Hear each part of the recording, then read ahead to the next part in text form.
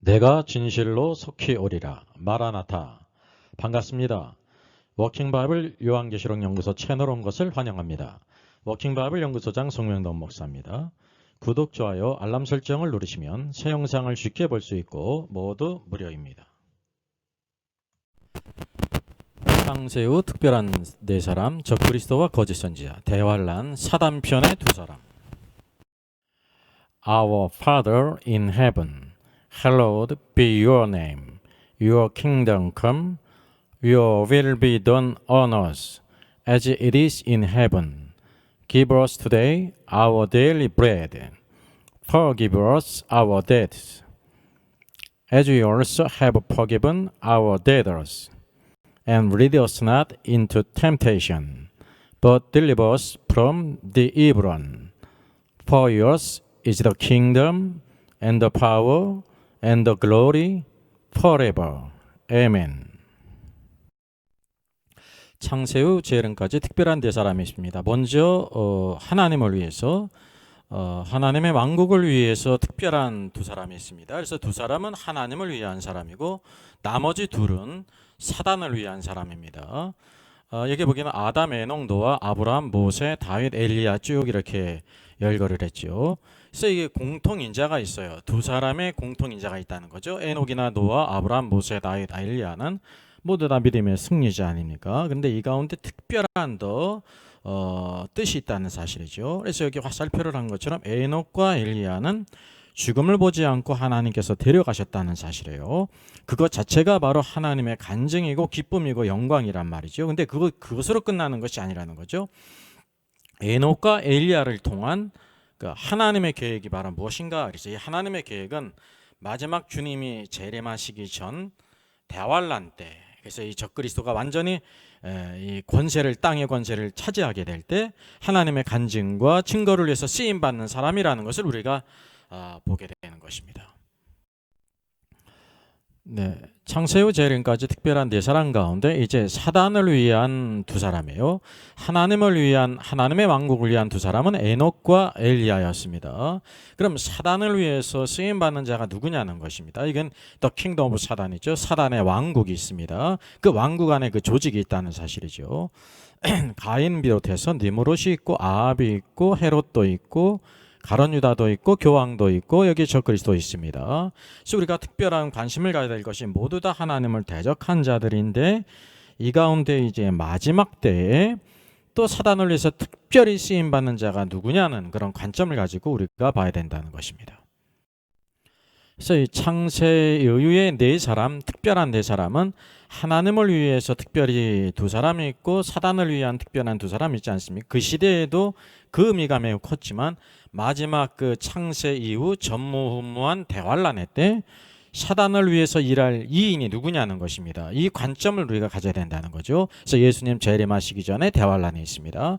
적그리스도가 완전히 이 땅의 권세를 장악해가지고 우상 숭배를 하게 하고 짐승의 뼈를 찍지 않습니까? 성도들은 누구든지 몇이든지 우상에게 경배하지 않는 자는 다 죽인다고 말하고 있습니다. 또 한편으로 이때가 하나님께서 이 땅에 대한 재앙을 내리는 때예요. 그래서 여기 마태복음 24장 21절 이는 그때에 큰 환란이 있겠습니다. 창세로부터 지금까지 이런 환란이 없었고 후에도 없으리라. 그래서 이전에도 없었고 후에도 없을 그런 대환란은 단 한 번입니다. 전 시대에 걸쳐서 모든 환란의 기가 있었지만 예수님 재림하시기 전에 그 대환란은 유일한 대환란이라는 것을 우리가 구별해야 됩니다. 이때가 왜 대환란이냐면 공중 권세를 잡은 자 사단이 땅으로 내어 쫓겨요. 그래서 대환란이라는 거죠. 6.25 때도 인천 상륙작전으로 공산군들이 이렇게 후퇴하게 될 때 도망가면서 수많은 양민들을 죽이고 또 포로로 막 인질로 끌고 가지 않았습니까? 마치 그런 것처럼 사단이 이제 최후의 발악을 하는 때가 바로 대환란이라는 것입니다. 대환란의 중심은 첫째, 공중권세를 잡은 자 사단이 땅으로 내어 쫓기고요. 둘째는 이 땅에서 사단을 위해서 일할 짐승이 있어요. 성경 비스트죠. 한 짐승, 이것은 적그리스도입니다. 그를 위해서 완전히 일할 적그리스도가 있고 또 이제 어나더 비스트가 있어요. 다른 짐승이 있습니다. 이 거짓 선지자입니다. 흔히 우리가 계시록 13장을 보면서 한 짐승과 다른 짐승을 이를 구별하지 못하는 사람들이 많이 있습니다. 이건 다른 것입니다. 하나가 돼서 일을 하는데 한 짐승은 적그리스도고 다른 짐승은 거짓 선지자로서 그 적그리스도를 위해서 우상을 만들려고 하고 짐승의 표를 짓게 하고 막 그런다는 사실입니다. 그래서 오늘도 우리가 이들의 그 감춰진 정체를 보는 것이 핵심입니다. 그러니까 쉽게 얘기를 한다고 하면 사단 편에서 일할 대환란 때 일할 아주 그러니까 뛰어난 악한 일을 행하는 자가 이제 적그리스도와 거짓 선지자예요. 이게 너무나도 간단합니다. 계시록 13장에 나오지 않습니까? 그런데 이번 우리가 주제는 바로 뭐냐면 그 겉에 드러난 것뿐만 아니라 속으로 감춰진 정체를 보는 것이 핵심이라는 거죠.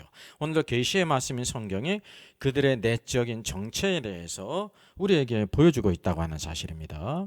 그래서 그런 이유가 바로 무엇입니까? 이 음료, 큰 음료, 로마 카톨릭인 음료와 짐승은 성경에 말씀하고 비밀이라 신비라 그래요. 그래서 우리 인간의 이성으로는 알 수가 없다는 것입니다. 성경을 같이 보겠습니다. 계시록 17장 7절이죠. 내가 여자와 그가 탄 7머리와 10뿔 가진 짐승의 비밀을 내게 이르리라 그랬습니다. 이 여자는 짐승을 탄 여자죠. 큰 음료. 이게 비밀이에요. 로마 카톨릭의 비밀이에요. 그래서 로마 카톨릭의 정책을 모르고 이제 우리가 뭐라고 대부분 얘기를 하냐면 로마 카톨릭이 적그리스도다 말이죠. 그리스도를 대적하면 다 적그리스도죠. 근데 여기는 큰 음료라는 것입니다. 그리고 그 짐승, 10뿔 가진 짐승 비밀이라는 거예요. 비밀은 신비라고도 번역됩니다. 그러니까 우리 인간의 이성으로는 도대체 알 수가 없다는 거죠. 그래서 일부를 알면서 전부라고 하는 오류를 범하기 때문에 성경의 계시를 통해서 이들의 내적인 정체를 같이 보자는 것입니다. 그래서 창세 이후로 있을 대환란, 유일한 대환란이죠. 이 사단의 역사하고 적그리스도가 역사하고 거짓 선지자가 역사. 이게 삼위일체로 이렇게 역사한다는 거죠. 여기 바로 적그리스도가 있습니다. 여기 이제 거짓 선지자가 있습니다.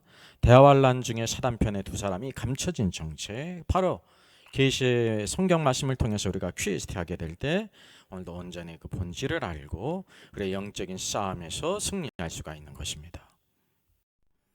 주님께서 이 땅에 계실 때 그 말씀들 우리가 기억해야 됩니다. 창세 이후 재림 전까지 이 마귀 사단이 기뻐할 특별한 두 사람 많이 있지만 그 중에서도 특별히 이제 예수님 재림 전에 대환란 때 아니면 대환란 때 아주 사단을 아주 기뻐하게 될 그런 두 사람이 있다는 거예요. 우리 이것은 성경 전체를 이렇게 조감할 때만 볼 수가 있는 것입니다. 그래서 우리가 성경을 나무도 보고 바위도 봐야 되지만 성경 전체를 조감할 수 있는 그런 능력이 있어야 합니다. 그래서 사단의 왕국의 역사가 어떠다는 것을 우리가 봐야 된다고 하는 사실이죠. 그래서 이 두 사람에게는 공통 인수가 있어요. 인수분해를 하게 될 때 그것을 인수분해를 하면 그 공통 인수가 나오지 않습니까? 그런 것처럼 이 두 사람에게는 대환란 때 사단을 위해서 일하는 아주 공통인자가 있다는 것입니다. 요한복음 17장 12절입니다. 같이 읽죠. 내가 그들과 함께 있을 때 내게 주신 아버지의 이름으로 그들을 보존하고 지켰나이다. 그 중에 하나도 멸망하지 않고 다만 멸망의 자식뿐이 오니 이는 성경을 의왕하게 함이니이다 그랬습니다. 여기 그들과 함께 있을 때 쓴 제자들을 가리키는 겁니다. 내가 내게 주신 아버지의 이름으로 그들을 제자들을 보존하고 지켰다는 거예요. 무엇으로? 아버지의 이름으로. 아버지를 대표하는 게 아버지의 이름이에요. 그리고 아버지의 이름으로 그들을 다 보존하고 지켰다는 거죠. 이게 바로 구원입니다. 구원받으면 바로 우리가 아버지의 것이고 아버지께서 아들에게 주셨는데 아버지와 아들의 손에서 뺏어갈 자가 없다는 거예요. 왜냐하면 그 아들께서 아버지의 이름으로 그 모든 택하신 자, 구원받은 자들을 보존하고 지키기 때문입니다. 그래서 우리가 흔히 구원 탈락을 주장하는 것은 성경을 잘못 본 오류입니다. 성경 전체를 보게 될 때 결코 그렇지가 않다는 것을 우리가 알게 되죠. 여기 중요한 거 오늘 중요한 핵심인데요. 그런데 그 중에 하나도 멸망하지 않고 그랬어요. 그러니까 주님의 제자들 하나님께서 주셨는데 하나도 멸망하지 않다고 말씀하시면서 다만 그랬어요. 다만 멸망의 자식뿐이다 그랬습니다. 여러분, 다만 멸망의 자식뿐이다 라고 말할 때 이 멸망의 자식이 누구를 가리킵니까? 가룟 유다를 가리킨다는 겁니다. 가룟 유다는 멸망의 자식이라고 이렇게 유일하게 지칭함을 받았다. 이는 성경을 응하게 함이니이다. 이거 성경이 이 모든 것을 이어냈다는 거예요. 이 가룟 유다 멸망의 자식에 대해서 우리가 이것이 어떤 의미인가라고 하게 될 때 이것을 성경의 전체를 퀘스트하게 될 때 그 의미를 하나 둘 세 개 우리가 온전히 확실하게 알 수가 있다는 사실입니다. 자, 그러면 우리가 가룟 유다는 그 어떤 사람인가를 찾아볼 필요가 있습니다. 이 그림은 가룟 유다가 예수님께 키스하는 유다의 키스죠. 배신의 키스예요. 겉으로는 존경의 표시이지만 배신의 키스입니다. 유다가 알다시피 예수님을 팔아먹었습니다. 그러니까 우리가 요한복음을 보게 되면 이렇게 말씀합니다. 요한복음 12장이죠. 제자 중 하나로서 예수를 잡아줄 가룟 유다가 말하다. 이건 성경의 말씀이에요. 제자들은 이것을 몰랐죠. 이 향유를 어찌하여 300데나리온 팔아 가난한 자에게 주지 아니하였느냐 하니 이렇게 말하면 가난한 자를 생각함이 아니요 그는 도둑이라 그랬어요. 돈깨를 맞고 거기 넣는 것을 훔쳐감이라. 우리가 알다시피 가룟 유다는 예수님 제자 가운데 회개를 맞지 않았습니까? 그 회개를 맞고 있으면서 돈을 늘 이렇게 도둑질했다는 것입니다. 예수님께서 이제 유월절을 앞두고 한 여인이 값진 향유 옥합을 깨뜨려 주님께 이렇게 섬기지 않았습니까? 그 섬김은 바로 뭐냐면 주님의 장사를 준비한 것이었습니다. 예수님께서 하나님의 아들로서 우리를 위해서 십자가 죽으시러 오셨다니 내가 그분을 위하여 무엇을 할까 하면서 지극히 값진 향유를 준비하여 주님께 아낌없이 드렸는데 그를 막 책망했다는 거죠. 이 책망한 사람들 가운데 제자들도 있고요. 여기 요한복음은 특별히 누구를 가리키냐면 가룟 유다가 그 말을 했다는 것입니다. 그래서 가룟 유다는 주님을 사랑한 자가 아니라 돈을 사랑한 자, 도둑이라 그랬다는 사실이죠. 예수님을 섬기고 봉사하는 자를 막 책망하고 핍박하는 자였다는 것입니다. 이것이 첫째 그의 실체였어요. 둘째 13장을 보면 이렇게 말씀합니다. 예수께서 이르시되 이미 목욕한 자는 발밖에 씻을 필요가 없느니라. 온몸이 깨끗하니라. 그래서 우리 구원받은 사람은 목욕한 것으로 이렇게 말씀하셨습니다. 그래서 발밖에 씻을 필요가 늘 우리가 그래서 발을 씻어야 된다는 거죠. 왜냐하면 발이라는 것은 한번 돌아다니면 이 땅에서요 땀도 나고 먼지도 묻고 그래가지고 더러워지기 마련입니다. 그래서 발은 늘 씻어야 되는 것처럼 우리가 여기에서 목욕한 것은 구원에 대한 것이고 발은 우리가 늘 씻어야 될 그런 것으로 말씀하셨습니다. 근데 여기 너희가 깨끗하나 제자들이 깨끗하나 다는 아니니라 라고 말씀하시면서 예수님의 제자들 가운데 깨끗지 않은 자, 즉 다시 말하면 구원받지 않은 자, 주님을 믿지 않은 자를 언급하셨어요. 그리고 이는 자기를 팔 자가 누구인지 아심이라. 그래서 예수님은 예수님을 팔 자가 누구인지를 이미 아셨다고 하는 사실입니다. 그래서 이 가룟 유다는 다른 제자들은 목욕을 했으므로 다 구원받았는데 그는 구원받지 못한 자라는 것을 여기에서 보여주고 있죠. 또 이후의 말씀 26절이에요. 예수께서 대답하시되 내가 떡 한 조각을 적셔다 주는 자가 그니라 하시고 곧 한 조각을 적셔서 가롯 시몬의 아들 유다에게 주시니 조각을 받은 곧 사단의 그 속에 들어간지라 그랬어요. 누가 예수님을 팝니까? 제자들이 말하게 될 때 내가 떡 한 조각을 적셔다 주는 자가 그니라 나를 팔자다 하면서 가룟 유다에게 줬다는 것입니다. 그러니까 다른 제자들은 이것을 깨닫지를 못했어요. 근데 누구는 알았어요? 가룟 유다는 알지 않았으면 그 자신의 일이니까 이게 주님께서 그에게 회개할 기회를 주신 것입니다. 근데 회개하지 않았죠. 그리고 조각을 받은 후에 회개하지 않게 될 때 사단이 그 속에 들어갔다라고 말씀하고 있습니다. 여러분 이것이 매우 중요한 것입니다. 사단이 유다 안에 들어갔다는 것은 유다가 사단과 하나가 됐다는 사실이죠. 성경에서 사단과 하나가 된 사람이 없어요. 이 성경 말씀으로 나온 것이 바로 이와 같이 유다에게만 주어졌습니다. 그리고 유다가 그 조각을 받고 곧 나가니 밤이러라 라고 말씀하고 있습니다. 우리가 성경을 볼 때 이렇게 보셔야 돼요. 성경이 우리에게 꼭 필요한 것을 기록하고 있는데 유다가 그 조각을 받고 나간 때가 밤인지 저녁인지 낮인지 무슨 상관이 있어요? 우리가 그런 관점으로 볼 수가 있습니다. 유다가 그 조각을 받고 나간 때가 밤인데 이 밤이라는 것을 기록한 이유가 바로 무엇이냐면 이 성경은 영적인 것을 우리에게 보여주고 있는 것입니다. 그는 어둠에 사로잡혔다라는 어둠 가운데 있다라는 것을 보여주고 있습니다. 이미 27절에서도 사단의 그 속에 들어갔잖아요. 사단은 어둠에 속해 있잖아요. 어둠의 왕국의 임금이에요.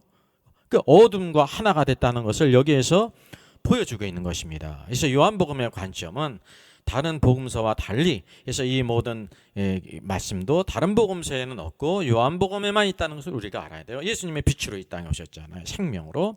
이 빛을 대적하는 것이 어둠이란 말이죠. 생명을 대적하는 것이 사망인 것처럼 이 영적인 것을 우리에게 이렇게 조명해주고 있다는 거예요. 이게 가룟 유다의 실체를 바로 이와 같이 복음서에서 보여주고 있습니다. 가룟 유다에 대한 중요한 말씀이죠. 이게 사도행전입니다. 사도행전 1장에 이렇게 말씀합니다. 형제들아, 성령이 다윗의 입을 통하여 예수 잡는 자들의 길잡이가 된 유다를 가리켜 미리 말씀하신 성경에 응하였다. 예수님을 팔아먹었던 그 유다, 예수 잡는 자의 길잡이가 됐다고 그랬죠. 성경에 응했다라고 말씀하고 있어요. 이게 성경이 이것을 예언했다는 것은 아주 중요하다는 것입니다. 이 사람은 원래 우리수 가운데 참여하여 직무의 한 부분을 맡았던 자라 제자 중에 하나였죠. 근데 불의의 싹스로 밭을 사고 후에 몸이 곤두박질하여 배가 터져 창자가 다 흘러나온지라. 예루살렘에 사는 모든 사람에게 알려졌죠. 그들의 말로는 그 밭을 아겔다마라고 하는 피밭이라는 뜻이라고 그랬습니다. 그래서 시편에 기록하였으되 그의 거처를 황폐하게 하시며 거기 거하는 자가 없게 하소서라고 말했다는 것입니다. 여러분이 특별히 유다에 대해서 이렇게 기록한 것은 이게 평범한 기록이 아니라는 거죠. 왜냐하면 유다는 바로 사단과 하나가 된 자였어요. 예수님을 파는데 앞장선 사람이었다는 것이죠. 그리고 그의 직분을 타인이 취하게 하소서라고 했다는 거예요. 그래서 25절 봉사와 사도의 직무를 대신할 자를 보이시옵소서. 그래서 유다는 이 직무를 버리고 제 곳으로 갔나이다 라고 말씀하고 있습니다. 제 곳으로 갔다고 말하고 있어요. 이게 중요한 말씀입니다. 이것이 어떤 뜻일까요? 그래서 사단과 사단의 왕국을 위해서 일하는 자가 있어요. 멸망의 아들이라는 의미가 어떤 의미지를 성경으로 우리가 볼 필요가 있습니다. 다만 멸망의 자식뿐이라고 말했죠. 이 가룟 유다예요. 가룟 유다는 그 죽은 후 어디에 갔다고 성경이 말씀하고 있습니까? 예? 봉사와 및 사도의 직무를 대신할 자인지를 보이시옵소서 하고 유다는 이 직무를 버리고 제 곳으로 갔나이다 그랬습니다. His own place, 제 곳으로 갔다고 말하고 있어요. 이것이 헬라어가 이디오스인데 자기에게 관계된 그런 뜻입니다. 예. 이 의미를 우리가 잘 새겨야 됩니다. 귀에 지나게 될 때 이곳을 알 수가 있다는 거죠. 이게 단순한 것이 아니라는 거예요. 왜냐하면 마귀 사단과 하나가 된 자로서 오늘도 자기의 곳으로 갔다는 것입니다. 또 자기에게 속한 그런 것이니까 특별한 곳임을 성경이 말씀하고 있습니다. 이것이 평범한 것이 아니라 아주 특별한 곳으로 갔다고 하는 것을 성경이 암시하고 있는 거예요.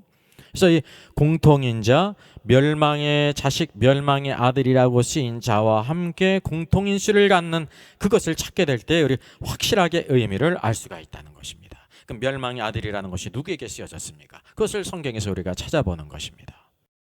자, 우리가 그러면 눈을 크게 뜨고요, 정신을 차리고 이 멸망의 아들이 성경에서 또 누구에게 쓰여지는지를 보는 것입니다. 그래서 이 가룟 유다에게 멸망의 자식, 멸망의 아들이라고 하는 칭호가 주어졌는데 이 공통인수를 찾게 될 때 의미가 드러난다는 것입니다. 마치 수학에서 인수분해를 하면 거기에 숨어져 있던 인수, 동일한 인수가 이렇게 따로 나오지 않습니까? 그것처럼 이것을 의미를 알 수가 있다는 거예요. 이것이 바로 성경신학이에요. 그래서 모든 신학은 성경에서 나와야 되는 것이고요. 잘못된 것은 우리가 그 오류를 발견할 수 있는 것입니다. 데살로니가 후서 2장입니다. 누가 어떻게 하여도 너희가 미혹되지 말라. 먼저 배교하는 일이 있고, 쉽게 얘기하면 이 주님의 재림이 가까웠다고 지금 편지를 받았다고 하든지 뭐 꿈으로 봤다고 하든지 막 그런 잘못된 소식이 증거됐어요. 아니다. 미혹되지 말아라. 먼저 배교하는 일이 있다. 또 둘째, 불법의 사람 멸망의 아들이 나타나기 전에는 그날이 이르지 아니하리라 라고 말씀하고 있습니다. 그날은 주의 재림의 날이에요. 그의 재림의 날에 선행에서 무엇이 있냐면 배도하는 일이 있고, 배도하는 일은 우리가 이제 일상적이라고 말하고 있기 때문에 잘 구별이 안 되죠. 이게 특별한 사건에도 불구하고. 그래서 확실한 것이 바로 뭐냐면 불법의 사람이 나타난다는 거예요. Man of sin입니다. 이게 죄의 사람이죠. 하나님 말씀을 거역하고 즐겨하는 그런 불법의 사람, 죄의 사람이 나타난다는 거예요. 또 멸망의 아들이 나타난다고 말씀하고 있습니다. 이 멸망의 아들, 이게 누구한테 쓰였습니까? 사단이 들어가서 하나가 된 가룟 유다에게 멸망의 자식, 멸망의 아들이라는 칭호가 주어졌는데 바로 주님이 오시기 전에 나타날 적그리스도, 그는 대적하는 자라. 하나님을 대적하는 자 아닙니까? 그를 자기를 하나님이라 내세운다는 것입니다. 얼마나 끔찍한 신성모독입니까? 이렇게 대범하게 하나님을 대적한 자가 주님이 오시기 전에 대환란 가운데 나타난다는 사실입니다. 이 멸망의 아들, 그 누구라고 말씀하고 있습니다. 가룟 유다에게 말한 것처럼 다만 멸망의 자식뿐이다라고 말했어요. 제자들은 아니고 다만 멸망의 자식. 가룟 유다와 동일한 호칭이 바로 불법의 사람, 죄의 사람, 멸망의 아들 적그리스도와가 동일하게 쓰여졌다는 거죠. 여러분, 적그리스도가 얼마나 유일한 자입니까? 우리가 흔히 적그리스도들과 적그리스도를 구별하지 못하게 될 때 막 이것을 혼동되어 있어요. 계시록 13장에 나오는 대환란에 나오는 적그리스도는 유일한 자예요. 사단이 그에게 능력을 주죠. 그래서 우상을 경배하게 하고 자기를 내세워 하나님이라고 한다는 사실입니다. 이 두 가지 공통점을 우리가 잘 퀴즈하게 될 때, 이 멸망의 아들이 아주 특별한, 성경 전체에서 딱 두 사람에게만 쓰여졌다는 것을 우리가 발견하게 되는 것입니다. 이건 하나님께서 보실 때는 아주 악한 것이고, 마귀가 볼 때는, 사단이 볼 때는 어떤 거예요? 아주 사랑스러운 자라는 것이, 왜냐하면 하나님을 대적하거든요. 그러니까 마귀가 볼 때 사랑스러운 자예요. 이들이 바로 대환란 가운데 쓰임 받는다는 것을 성경을 통해서 우리가 알게 되는 것입니다. 여기 가룟 유다가 있습니다. 가룟 유다를 예수님께서 도적이라 그랬죠. 성경에서 도적이었습니다. 그는 물질의 마음이 사로잡힌 자였습니다. 그리고 예수님께서도 세족식을 하실 때 다는 깨끗이 않다라고 말씀하셨어요. 가룟 유다를 언급했죠. 그리고 그가 이제 예수님을 팔자라는 것을 말씀해 주셨는데도 불구하고 이제 그대로 나갔을 때 사단이 그에게 들어갔어요. 그래서 사단과 하나가 되었다는 것입니다. 그리고 그는 멸망의 아들로 불리웁니다. 아주 중요한 것입니다. 뿐만 아니라 그는 사도행전 1장에서 자살함으로 말미암아 자기 곳으로 갔다 아주 특별한 곳으로 갔음을 성경에 이렇게 언급하고 있죠. 그래서 우리가 이것을 뭐를 보게 되냐면 마지막 대환란 때 두 번째 짐승, 다른 짐승인 거짓 선지자가 있는데 이 거짓 선지자가 어린 양같이 말하지 않습니까? 어린 양같이 말한다는 것은 그가 누구라는 것을 말하냐면 이제 선지자처럼 말한다는 거예요. 그러니까 선지자는 누구밖에 없는 유대인이에요. 그리고 가룟 유다도 유대인이었단 말이죠. 사실 요 양자 관계를 이렇게 연결하는 것은 쉽지 않습니다. 매우 은밀하기 때문에. 그래서 가룟 유다가 마지막 때 거짓 선지자의 그와 함께 그 영이 함께해서 하나님을 대적하는데 하나가 된다는 사실을 우리가 알 수가 있어요. 어떤 것을 통해서 확실히 되냐면 우리가 또 하나 멸망의 아들로 불리운 적그리스도가 있지 않습니까? 이것을 퀴즈하게 될 때 일련의 그런 원칙을 발견한다고 하는 사실입니다. 우리가 알다시피 적그리스도는 이방인입니다. 유대인 가운데 적그리스도가 나오질 않아요. 이방인 가운데 나와요. 그의 머리에는 신성모독의 이름이 있다 그랬습니다. 하나님을 모독하는 것을 아주 즐겨하는 아주 악한 자라는 것이죠. 그리고 심지어 사단이 그에게 권세와 능력과 보좌를 줘요. 용이 그에게 권세와 능력과 보좌를 준다는 것은 그냥 막 준다는 뜻이 아닙니다. 그가 볼 때 아주 적그리스도가 사랑스러운 자라는 것입니다. 마치 하나님께서 이는 내 사랑하는 아들이요 내 기뻐하는 자라 예수님을 기뻐하신 것처럼 바로 이 사단은 이 적그리스도를 매우 기뻐한다는, 왜냐하면 불법의 사람이고 하나님을 대적하고 악한 일을 하는데 능하기 때문에 그렇다는 거죠. 그래서 이 숨겨진 얘기는 바로 이 마귀와 적그리스도 간에 이런 빅딜이 있었다는 것을 우리가 보게 되죠. 왜냐하면 예수님께서 구원의 사역으로 들어가실 때 마귀가 예수님을 시험했잖아요. 예수님을 시험에서 넘어뜨리고 자기에게 경배하게 만든다고 하면 하나님의 구원의 계획은 무산되고 영원토록 사단의 왕국을 유지하고 세상 모든 사람들을 자기의 백성으로 다스릴 수가 있다는 것입니다. 그래서 예수 그리스도에 대해서는 실패하게 될 때 그 시선을 다른 이제 사람으로 돌려서 이제 적그리스도를 그의 사람으로 만들었다는 것을 우리가 성경을 취해하게 될 때 알게 되는 것입니다.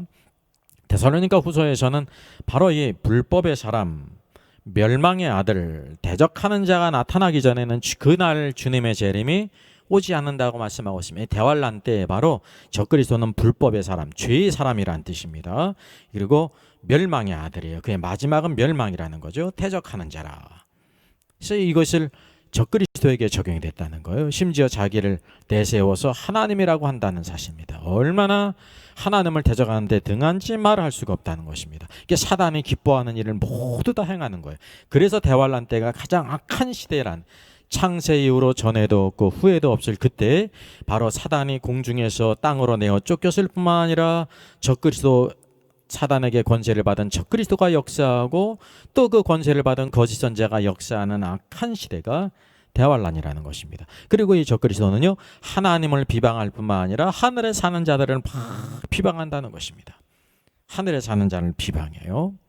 그래서 우리가 이 적그리스도는 누구로 나타날 것을 말씀하고 있냐면 계시록을 보니까 7번째 왕으로 나타나죠. 근데 7번째 왕인데 7번째 또 속했다고 말해요. 우리가 알다시피 첫 번째 왕으로부터 5번째 왕까지는 다 망했습니다. 정상적으로 죽지 않았습니다. 자살하든지 암살을 당했습니다. 그 가운데 유일하게 그의 이름의 수, 사람의 수가 666이 되는 것이 네로였단 말이죠. 카이사르 네로만이 666이 된다는 사실이죠. 바로 7째 왕이 칼에 맞아 죽게 될 때 기적적으로 살아나서 8번째 왕이 되잖아요. 그때 바로 성경은 무저갱에 있던 사자가 그에게 들어가는 것을 말해주고 있는데 그 무저갱의 사자가 바로 네로의 영이라는 것입니다. 예, 무저갱의 사자. 그래서 666 그 이름의 수를 세워라 그랬잖아요. 네로만이 666이 되고 있다는 것입니다. 이 무저갱은 아주 특별한 곳이죠. 왜냐하면 음부의 가장 깊은 곳이기 때문에 무저갱이에요. 우리가 무엇을 알게 되냐면 가룟 유다도 특별히 자기 곳으로 갔다 특별한 장소를 지칭했다는 사실이죠. 네로가 무저갱에 갔듯이 가룟 유다의 영도 어디로 갔냐면 자기 곳으로 언급된 무저갱이가 있다는 것을 우리가 알게 되는 것입니다. 그래서 적그리스도가 이방인인 것처럼 적그리스도는 다시 살아나게 될 때 이방인인 하나님을 가장 대적했던 5 왕들 가운데 하나인 네로 영이 들어가요. 네로도 이방인 아닙니까? 그래서 이방인으로서 이렇게 완벽한 조합을 이룬다는 것을 성경이 보여주고 있습니다. 겉으로 볼 때가 겉으로 보이는 것이 전부가 아니라 그 이면의 내면의 그 영의 문제가 아주 중요하다는 사실이죠. 더 확실한 것은 적그리스도는 누구로부터 권세를 받았어요? 용 사단으로부터 권세를 받았어요. 인류 역사상 사단으로부터 권세를 받은 자가 없다는 것입니다. 오직 대환란 가운데 적그리스도에게 줬죠. 그래서 대환란은 창세 이후로 전에도 없고 후에도 없을 큰 환란의 때라는 것을 우리가 알게 되는 것이죠. 이 환란의 때에 하나님께서는 하나님의 간증을 없애지를 않습니다. 암흑의 시대로 내버려 두지 않는다는 사실이죠. 그래서 하나님 편에 중요한 2 사람이 있었는데 많은 믿음의 사람이 있지만 그 중에서도 특별히 죽지 않고 하나님이 데려간 사람 에녹과 엘리야가 있잖아요. 에녹과 엘리야가 낙원에 있다가 바로 이 대환란 때 다시 나타나요. 하나님의 간증을 위해서 이 막 적그리스도와 짐승에 대해서 이렇게 심판을 증거하지 않습니다. 죽이려고 해도 죽일 수가 없어요. 그러니까 얼마나 이 적그리스도가 속이 타고 안타깝겠습니까? 하나님의 놀라운 능력이라는 것입니다. 하나님의 간증을 위해서 휴거되지 못한 성도와 그 시대에 경건한 유대인들에게 큰 위로가 되고 격려가 되지 않습니까? 그러다가 죽임을 당해요. 죽음을 당하는 것은 말은 뭐냐면 한 번 죽는 것은 사람에게 정하신 것인데 하나님의 법을 성취한다는 거죠. 그 죽음도 영광스러운 죽음이죠. 그들 눈에 보는 앞에서 다 살아나지 않습니까? 살아나야 부활해서 그들이 보는 눈앞에서 휴거된다는 사실입니다. 그것이 하나님의 놀라운 간증과 증거가 되는 거예요. 그래서 이 죄와 사망의 법도 완성할 뿐만 아니라 생명의 성령의 법 안에서 하나님의 역사를 온전히 증거하는 사람. 그래서 대환란 때 하나님 편에서 일을 하는 에녹과 엘리야가 있고 사단을 위해서 일을 하는 적그리스도와 거짓 선지자가 있는데 겉으로 볼 때가 전부가 아니라 이 거짓 선지자의 안에는 가룟 유다의 영이 자기 곳으로 갔던 가룟 유다의 영이 함께 역사하고 적그리스도가 칼에 상하였다가 암살을 당했다가 기적적으로 살아났는데 바로 5 왕들 가운데 하나인 카이사르 네로 그 이름이 수가 666인 네로 영이 그에게 들어가서 하나님을 극악무도하게 대적하는 때가 대환란의 때라는 사실이죠. 그래서 성경 전체를 이렇게 조망하게 되면 하나님 편에서 쓰임받는 에녹과 엘리야가 있고 마지막 대환란 때 사단을 위해서 일하는 적그리스도와 거짓 선지자가 있음을 우리가 보게 되는 것입니다. 우리가 누구를 위해 쓰임받아야 될 것입니까? 이거 모든 것이 영적인 전쟁이라는 것을 우리가 알 수 있어요. 영적인 실체를 알지 못하면 결코 우리가 승리할 수가 없다고 하는 사실이죠. 오늘도 우리의 모든 신앙생활, 저 여러분의 모든 삶들에게 알게 모르게 다 영적인 그런 전쟁인데 항상 오늘도 성령과 말씀 안에서 나다실저 복종하고 주의 길을 온전히 감으로 승리하는 귀한 역사의 길을 주님의 이름으로 부탁드리겠습니다.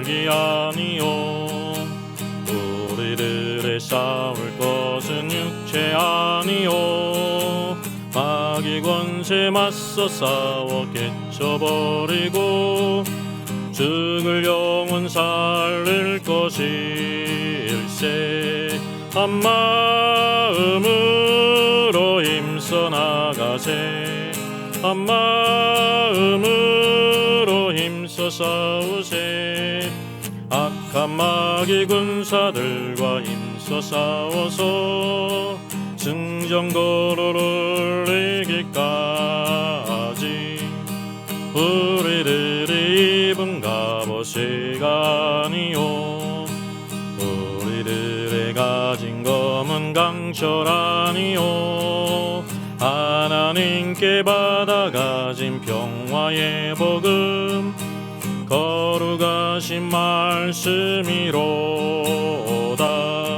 한 마음으로 힘써 나가세 한 마음으로 힘써 싸우세 악한 마귀 군사들과 힘써 싸워서 승전거로를 이기까지 악한 마귀 제 아무리 강할지라도 우리들의 대장 예수 앞서가시니 주저 말고 용감하게 힘써 싸우세 최후 승리 얻을 때까지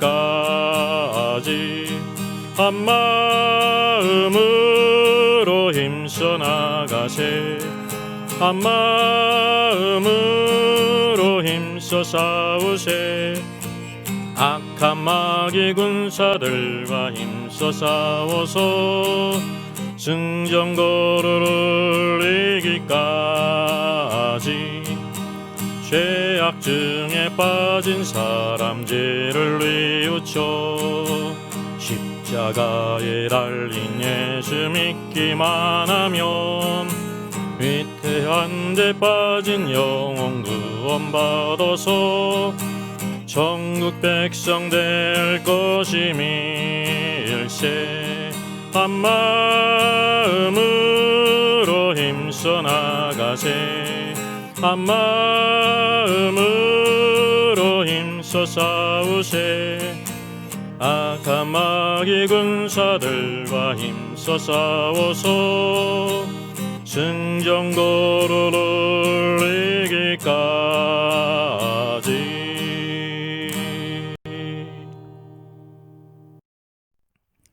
여호와의 선하심과 인자하심이 영원함으로 주님을 찬양합니다. 그 은혜를 우리가 받게 하시고 한 걸음 한 걸음 걸을 때마다 주의 도우심이 있으며 오늘도 약속의 귀한 말씀 우리에게 성령의 감동하심과 오늘도 푯대를 향하여 달려나가게 하시니 감사합니다.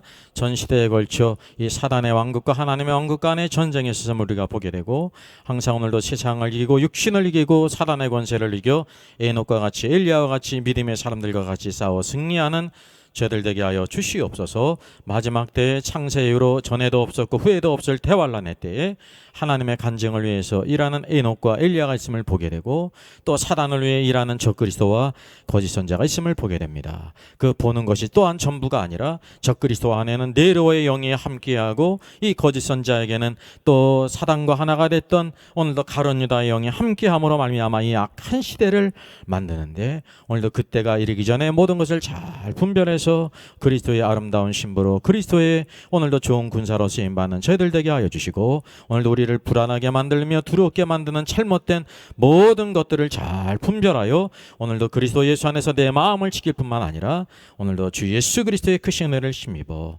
오늘도 주께서 주신 그 아름다운 것들을 잘 감당하는 저희들 되게 하여 주시옵소서. 배교하는 일이 있을 것이고 불법의 사람 멸망의 아들이 나타나기 전엔 그날 주님의 재림이 이르지 않는다고 하셨사오니 이때를 잘 분별하게 하여 주시며 주의 그리스도 안에서 몸된 교회를 섬기고 형제들을 권고하고 오늘도 권면하는 저들 되게 하시고 한마음 한뜻이 되어 복음의 아름다운 역사를 쓰임받는 저들 되게 주시옵소서. 주여, 주에서 섬기는 주의 모든 사자, 주의 종들을 축복하시며 선교사님을 축복하시고 신실한 주의 모든 성도들 이 시대에 하나님을 기쁘게 하며 주와 함께 동행하여 하늘과 땅의 권세를 가신 주님으로 말미암아 이 시대의 아브라함의 손으로 온전히 쓰임받게 해주셔서 잘했다 칭찬받는 저들 되게 주시옵소서. 주님을 찬양합니다. 영광 받으시며 저들의 삶 속에 주 예수님 주의 이름이 높임 받으며 간증과 찬송과 감사가 넘치게 하여 주시옵소서. 주 예수님의 이름으로 기도하옵나이다. 아멘. 예, 저의 저수를 소개해드리겠습니다. 때를 알라 주님 오신다. 계시록과 다니엘서의 전반적인 조망이지만 매우 중요한 책입니다. 저 사람 천국 갈 수 있을까? 구원과 천국의 내용을 심도 있게 다루죠. 이런 종류의 책이 없습니다. 셋째는 구원 탈락인가 거짓 신자인가 종교개혁 500주년을 기념하면서 칭의론 구원론 또 심판론 모든 중요한 주제를 다 망라한 책입니다. 이것을 읽는 사람들이 아마 큰 도움을 받을 것 같습니다. 워킹 바이블 연구소는 목회자님들과 성도님들의 필요를 공급하고 세워갑니다. 구독, 좋아요를 누르시면 새 영상을 쉽게 시청할 수 있고 모든 무료임을 알려드립니다. 감사합니다.